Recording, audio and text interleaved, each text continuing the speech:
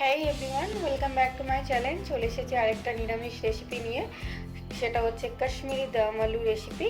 তো তার জন্য এরকম আলুগুলোকে আমি বড় বড়ই রেখেছি আর মাঝখান থেকে প্রত্যেকটা চিল লাগিয়ে দিয়েছি যাতে ভালো মতো সেদ্ধ হয়ে যায়।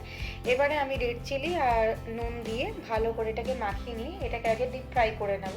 ঢাকা দিয়ে ফ্রাই করবে যাতে ভালো মতন এখানে অর্ধেকটা কিছুটা সেদ্ধ হয়ে যায়।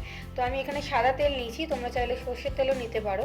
এবার আলুগুলোকে ভালো করে লাল করে ভেজে নিতে হবে, ঢাকা দিয়ে এপিট ওপিট ভেজে নিতে হবে। যখন ভাজা হয়ে যাবে এটাকে সাইডগুলো আমি তুলে রেখে দেবো। এবারে এর জন্য একটা মশলা আমি রেডি করে নেবো। যেহেতু কাশ্মীরি দম আলু রেসিপি, কাশ্মীরি আলুর দম, তো তাই জন্য কাশ্মীরি রেড চিলি পাউডারটা এখানে বেশি পড়বে।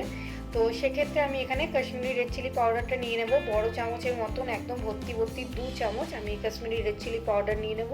এমনি নর্মাল রেড চিলি নিয়ে নেব আর এমনি নর্মাল ব্ল্যাক পেপার নিয়ে নেব। একটু স্বাদ অনুযায়ী চিনি নিয়ে নেব। নুন তো অ্যাড করাই ছিল, নুন পরে অ্যাড করব। আর বড় চামচের মতন 4 চামচ টক দই নেব। ভালো করে সমস্তটা মিশিয়ে নেব, দইটাকেও ফেটিয়ে নেব মশলাটার সাথে। এবার একটা শুকনো মশলা রেডি করে নেব। তার জন্য এখানে মৌরি আর জিরে শুকনো খোলায় রোস্ট করে নিয়েছি, সেটাকে দিয়ে এখানে স্মুথ একদম একটা পাউডার তৈরি করে নেব। তো 1 চামচের মতন মৌরি, 1 চামচের মতন জিরে নিয়ে এটাও এই পাউডারটাকে ওর সাথে মিশিয়ে নেব। তো আমাদের কাশ্মীরি দম আলুর জন্য যেই মেন বেসটা সেটা আমাদের রেডি হয়ে গেছে। এবার চলে যাবো আবার কড়াইয়ের দিকে। তো আমরা তাতে কিছু ফোড়ন অ্যাড করব। ফোড়নে দিয়ে দিচ্ছি শুকনো লঙ্কা, বড় এলাচ, ছোট এলাচ, লং আর দারচিনি, আর অবশ্যই করে হিং। 1 পিঞ্চের মতন হিং, তার একটু বেশি হলেও ক্ষতি নেই, হিং অবশ্যই দিও। আর সাদা তেলেই আমি গোটা রান্নাটা করেছি, তাতে স্বাদ খুব ভালো আসে। এবারে যে পেস্টটা করে রেখেছিলাম সেটা সমস্তটা দিয়ে ভালো করে কষিয়ে নেব তেল ছাড়া অবধি। দেখো তেল ছেড়ে দিয়েছে। এবার এখানে আমি কাজু আর আদা বাটা দিয়ে দিচ্ছি। তোমরা চাইলে এটা স্কিপ করতে পারো, এটা অপশনাল, চাইলে আদার পাউডারও ইউজ করতে পারো। তো কাজু বাটা, আদা আর নুন দিয়ে ভালো করে আবারও কষিয়ে নিয়ে আলুগুলোকে দিয়ে দেবো, ভালো করে দিয়ে ঢাকা দিয়ে ফুটিয়ে নেবো। তোমরা যত রকম যেরকম পরিমাণে গ্রেভি খেতে পছন্দ করো জল দিয়ে দেবে, দিয়ে ঢাকা দিয়ে ভালো করে এটা সেদ্ধ হয়ে আসা অবধি কষিয়ে নেবে। দেখো আমার আলু সেদ্ধ হয়ে গেছে, তেলও ছেড়ে দিয়েছে, মশলাও সুন্দর কষানো হয়ে গেছে।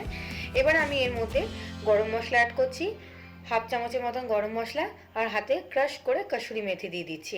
তোমরা যেরকম গ্রেভি পছন্দ করো সেরকম জল দিয়ে আলুগুলোকে একটু আরেকবার ফুটিয়ে নিয়ে ব্যাস আমাদের কাশ্মীরি দম আলু একদম রেডি। সম্পূর্ণ নিরামিষ রেসিপি, সবার সাথে খেতে এটা অসাধারণ লাগে। সাদা ভাত হোক, রুটি হোক, পোলাও হোক, নান হোক, সবার সাথে এটা খেতে অসাধারণ লাগে। নিরামিষের দিনে এটা কিন্তু খেতে দারুণ একটা পারফেক্ট রেসিপি। কাশ্মীরি দম আলু বা কাশ্মীরি আলুর দম বা কাশ্মীরি দম আলু যা বলতে পারো, কাশ্মীরি আলুর দম, কাশ্মীরি দম আলু, যেইভাবেই বলো না কেন খেতে এটা অসাধারণ লাগে। এবার ওপর থেকে জাস্ট একটু ডেকোরেশনের জন্য আমি একটু কোরিয়ান্ডার লিভ ছড়িয়ে দিচ্ছি। এটাতে ধনেপাতা পড়ে না, তোমরা চাইলে দিতে পারো। তো আশা করছি তোমার আমাদের এই রেসিপিটা খুব ভালো লেগেছে। ভালো লাগলে অনুরোধ করলে ছোট্ট করে একটা লাইক কমেন্ট শেয়ার করে যাওয়ার। আমি এরকম আরও অনেক নিত্য নতুন রেসিপি নিয়ে তোমাদের সকলের সামনে হাজির হব।